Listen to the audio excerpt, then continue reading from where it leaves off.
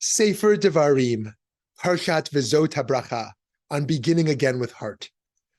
This week with Parshat Vezot HaBerachah, we complete our trip through the Torah. But that's no reason to be sad, as every year at Simchat Torah, we both finish the Torah and start it all over again. But this hardly makes sense, right? We end the Torah with the death of Moshe and the beginning of Joshua's leadership of the Israelites. Then we go all the way back to Genesis and the creation of the world. How does this narrative cohere when read cyclically, when it would make more sense to just continue on to the book of Joshua, the next book in the Tanakh? One traditional answer is found by looking at the end of Deuteronomy and the beginning of Genesis.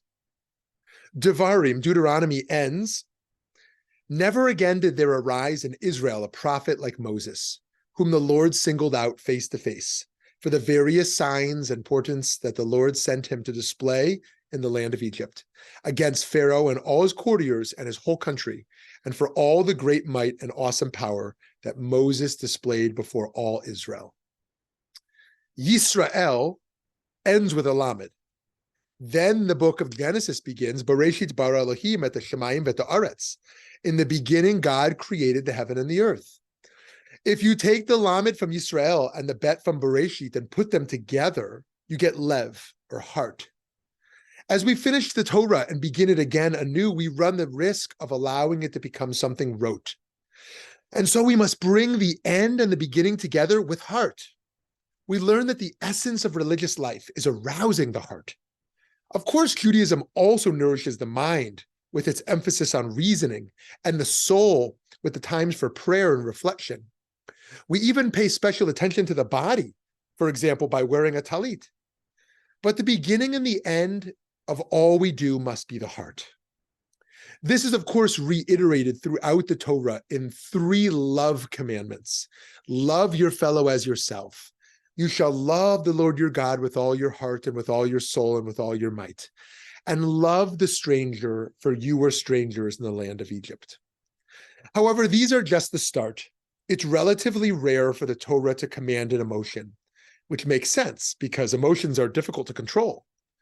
More common is the Torah telling us the actions that will help us get to the right emotions. We all want to get to the subjective realm of religious experience, but the bulk of the work in the process involves identifying and adhering to objective standards and clear guidelines in order to make the fulfillment of the heart more possible. Anyone can be temporarily swept up in the emotions of a celebration, such as at Simchat Torah, but the Torah calls us to have a personal and ongoing relationship with God and the text. We must each find our own unique approach to the way we're going to serve in the world. And the dimensions of the Torah can arouse the heart at multiple levels. First, the Torah shows us how to live with our heart's emotions, as the commandments both implicitly and explicitly help us do the work of repairing our hearts. Second, the Torah deals with the realm of the subjective self. Third, the Torah tasks us with having empathy for other people's feelings, teaching us how to listen to people.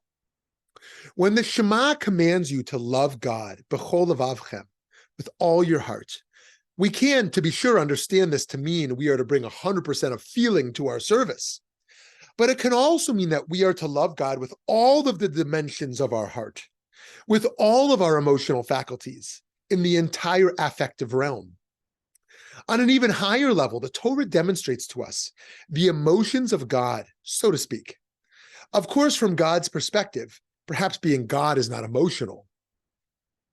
But the words of the Torah depict for us a God with emotions, and they invite us to live with that framework.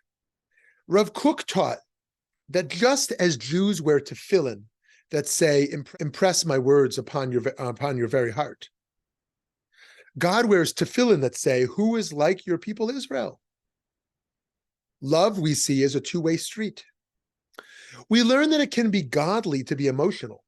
We might think of the godly as purely about the intellect or the soul, but the emotional realm can also be of God. When we see God's passion for justice and anger over injustice, we see that we too can harness our emotions for positive purposes. The rabbis also deeply valued the heart. Rabbi Yochanan ben Zakkai asked his 5 prize students, What is the straight path that a person should cling to? Each student gave a different answer. A good eye, a good friend, a good neighbor, foreseeing the consequences of one's actions. But it was Rabbi Elazar ben Aruch's answer that the teacher praised as being superior, since it included all the others. A good heart. Rav Hirsch explains that lev means more than just heart. The term lev denotes a typically Jewish concept. Rav Kook writes, the wellspring of every emotion, every aspiration, every endeavor, the source of every moral and spiritual impulse and tendency, even of all thought and character. Hence, lev denotes the root and source of every endeavor and every achievement. One contemporary rabbi writes further about what the heart actually entails. The Zohar, Kabbalah's primary text, tells us in the name of Rabbi Eliezer, a good heart is a construction of body and soul. The physical heart is at the center of a person's body, and the metaphoric heart is at the center of our entire existence. So while in contemporary culture, we think of the heart as the seat of the emotions, in Jewish tradition, the heart is where everything comes together: body and soul, intellect and emotion, desire and will. The path of the good heart navigates the conflicts and the balances between them. The Torah should inspire in us a love of justice, and it should inspire us to bring love and emotion to the table when we do acts of justice. When we go out to help the vulnerable, yes, we must take care of their objective needs, but following God's example also means giving them an experience of being supported. It's one thing to be connected to what you need, and another to be connected to your community. Every human being is deserving of both. Shabbat Shalom.